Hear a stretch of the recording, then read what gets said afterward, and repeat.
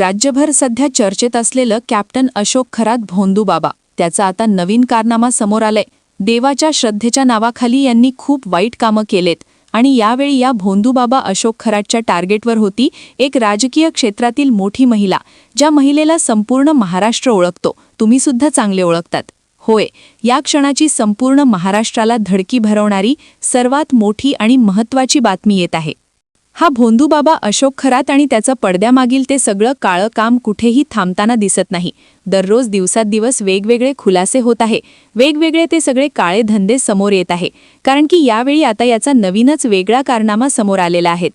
यांनी यावेळी एका मोठ्या राजकीय महिलेला आपल्या जाळ्यात फसवलं। नेमकं ही राजकीय महिला कोणत्या पक्षाची आहेत, तसंच या महिलेचा या बाबांनी कसा फायदा घेतला, या महिलेला यांनी काय आमिष दिलेले होते आणि या भोंदू बाबांनी या महिलेसोबत काय काय केले, ते सर्व मी तुम्हाला लगेच याच व्हिडिओत सगळं ओपन दाखवणार। यांनी अनेक महिलांची लैंगिक शोषण केले, महिलांना गोड बोलून खरी चाल खेळते असे आणि ते सगळं वाईट काम पडद्यामागे करत असे। ते सगळं मी तुम्हाला आत्ता लगेच दाखवतोय। याने काय केलं, कसं केलं, किती वेळा केलं, ती सगळी माहिती मी तुम्हाला याच व्हिडिओमध्ये पुढे ओपन टू ओपन डायरेक्ट दाखवणार। फक्त तुम्हाला एक काम करायचं आहे, हा व्हिडिओ पूर्ण शेवटच्या मिनिटापर्यंत बघायचा, कारण की या व्हिडिओच्या शेवटी तुम्हाला ते सगळं काही दाखवणार, जो हा भोंदू बाबा अशोक खरात त्या महिलांसोबत करीत असे। त्यामुळे तुम्हाला हा पूर्ण शेवटच्या मिनिटापर्यंत व्हिडिओ बघावाच लागेल। आणि या सर्वात मोठ्या आणि धक्कादायक बातमीसाठी आत्ताच व्हिडिओला एक लाईक झालाच पाहिजे। लगेच व्हिडिओला एक लाईक करा। या भोंदू बाबा अशोक खरातची पोलीस SIT मार्फत चौकशी सुरू आहेत। याच्याकडे जी पण काही माहिती मिळत आहे त्यानुसार याचा पाय आणखी खोलात जात आहे। अनेक वेगवेगळे कारनामे, वेगवेगळे उद्योग, वेगवेगळे धंदे याची समोर येत आहे। याने सर्वच गोष्टींमध्ये मोठ्या प्रमाणामध्ये लबाडपणा केला आणि लोकांना फसवण्याचं काम केलेलं आहे। प्रत्येक बाबतीत यांनी आपला स्वार्थ बघितला आणि लोकांना आपल्या जाळ्यात फसवलेलं आहे। तसेच याच्या या सगळ्या काळ्या धंद्यामध्ये अनेक मोठी राजकीय लोक, अनेक मोठे मंत्री असल्याची सुद्धा दाट शक्यता वर्तवली जात आहे। याच्या दरबारामध्ये आलेल्या सगळ्यांची आपल्याकडे लिस्ट सापडलेली आहे। या सगळ्यांची नावे दाखवणार आणि ती कोणती राजकीय महिला होती जिच्यासोबत यांनी ते सगळं खालच्या दर्जाचं काम केलं, ते सगळं आता लगेच मी तुम्हाला दाखवत आहे। फक्त तुम्ही हा जो व्हिडिओ बघत आहे हा पूर्ण शेवटच्या मिनिटापर्यंत बघायचा, कुठेही अजिबात अर्धवट व्हिडिओ सोडून जायचा नाही। नुकतीच एक माहिती भेटत आहे की पूर्ण शाकाहारी असलेला जैन समाज, या समाजातील काही लोकांना या बाबांनी मासा हा पाण्यातील वनस्पती आहेत, त्याला कापल्यावर कुठेही रक्त येत नाही, त्यामुळे तुम्ही याला खाऊ शकतात असं सांगून त्या लोकांना या बाबांनी मासे खाऊ घातले, ची धक्कादायक माहिती समोर येत आहे। हा नेमकं लोकांना काय बोलत होता आणि लोक सुद्धा याचं ऐकायचे, हा सुद्धा महाराष्ट्राला पडलेला सर्वात मोठा प्रश्न आहे। तंत्रक्रियेच्या नावाखाली तंत्रज्ञानाचा वापर करायचा, कागदाचा रोबोटचा नाग बनवला, लोकांना सांगितलं खरा नाग आहे। एका ॲप्सवर बोलायचं तर याच्याकडे येणाऱ्या लोकांना वाटायचं की काहीतरी चमत्कार आहे, समोरून कोणीतरी दैवी शक्ती बोलत आहे, परंतु समोर AI व्हॉइस जनरेटर असायचं। त्यामुळे तंत्रज्ञानाचा वापर करूनच याने लोकांना वेड्यात काढलं आणि फसवलं। परंतु त्यांनी ज्या राजकीय महिलेसोबत ते सगळे काम केलं होतं ते मी आता तुम्हाला लगेच दाखवत आहे। फक्त तुम्ही हा पूर्ण पुढे शेवटपर्यंत व्हिडिओ बघत राहा, अजिबात अर्धवट कुठेही व्हिडिओ सोडून जायचा नाही। या बाबाची पोलीस कोठडी संपल्यानंतर न्यायालयीन कोठडी मिळाली आणि त्यानंतर परत पुन्हा याला SITने काही महिलांच्या लैंगिक शोषणाच्या चौकशीसाठी ताब्यात घेतले। त्यामुळे आणखी काही महिलांची, आणखी काही प्रकरणाची, आणखी काही मोठ्या घोटाळ्याची माहिती समोर येते का? अजून किती महिलांसोबत याची कॉन्टॅक्ट होते, किती महिलांसोबत त्याने ते सगळे काळे कामं केलेत, हे सगळं आत्ताच उघड झालेलं आहे। हे लगेच मी तुम्हाला पुढे दाखवणार आहे। या भोंदू बाबा अशोक खरात याच्या दरबारात खूप मोठी राजकीय लोक येत असत। याची मंत्र्यांसोबत चांगले संबंध होते, त्यामुळे सगळे लोक याला घाबरत असत। याच्या विरुद्ध कोणीही तक्रार देत नव्हतं, हिम्मत करीत नव्हतं। परंतु एका 34 वर्ष महिलेने सर्वात आधी आपल्याला या शोषणाची पोलिसांमध्ये तक्रार दिली आणि त्यानंतर पोलिसांनी या बाबाला आपला दणका दाखवला।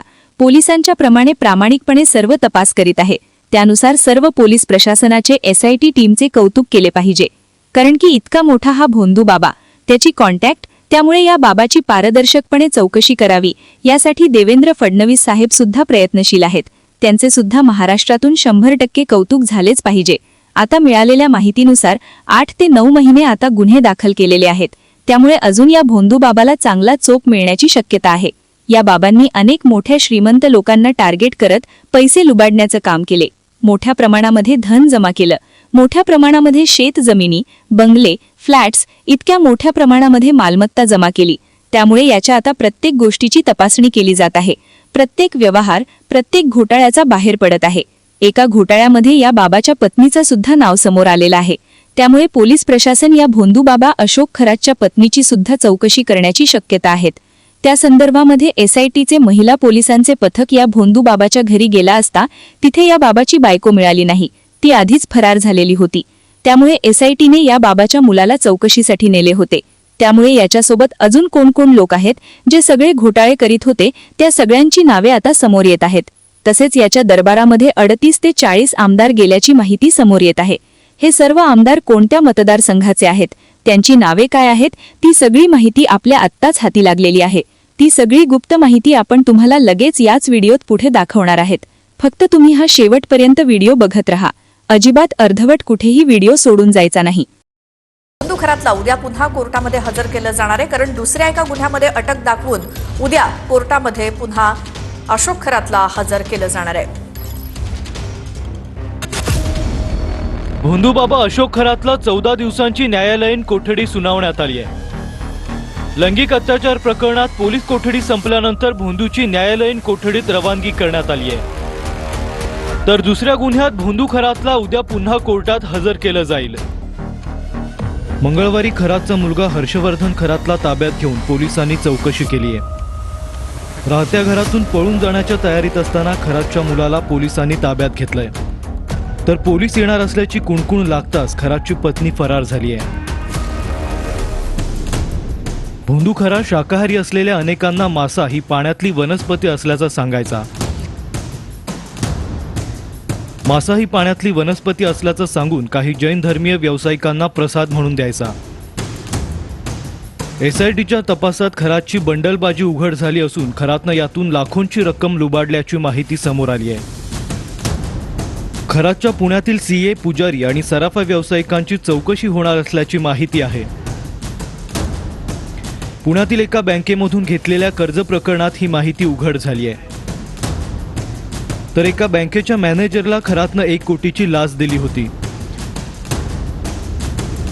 खरातनं वाढलेल्या सोन्याच्या खरेदी विक्रीत लाखोंचा नफा मिळवला होता। शेकडो कोटींची संपत्ती असणारा भोंदू बाबा खरात लाखांचं उत्पन्न दाखवून आयकर भरायचा अशी माहिती समोर आली आहे। तर बांधकाम प्रकल्प हार्डवेअर व्यवसायात जीएसटी बुडवल्याचा आरोपही खरातवर आहे। आयकर विभागाकडून खरातवर मोठी कारवाई होण्याची शक्यता आहे। तर याच भोंदू खरातच्या मुलीच्या नावावरती पुण्यामध्ये 3 BHK आलिशान फ्लॅट आहे। पुण्यातल्या मॉडेल कॉलनीमध्ये आलिशान इमारतीमध्ये 3 BHK फ्लॅट खरातच्या मुलीच्या नावावर, आणि यामध्ये खरातनं बिल्डरला 1,20,00,000 रुपये रोख दिल्याची माहिती समोर आली आहे। कारण सेल डीडमध्ये चेकनं व्यवहार केल्याचा कोणताही उल्लेख नाही। खरातच्या मुलीच्या नावावर मॉडेल कॉलनीमध्ये आलिशान इमारतीमध्ये 3 BHK फ्लॅट। 24 रत्नम नावाच्या आलिशान सोसायटीमध्ये 7व्या मजल्यावरती 1055 चौरस फुटांचा आलिशान फ्लॅट खरातच्या मुलीच्या नावावर। 13 सप्टेंबर 2023 रोजी हा फ्लॅट खरेदी केला गेलाय। खरातनं संबंधित बिल्डरला 1,20,00,000 रुपये रोख स्वरूपात दिले।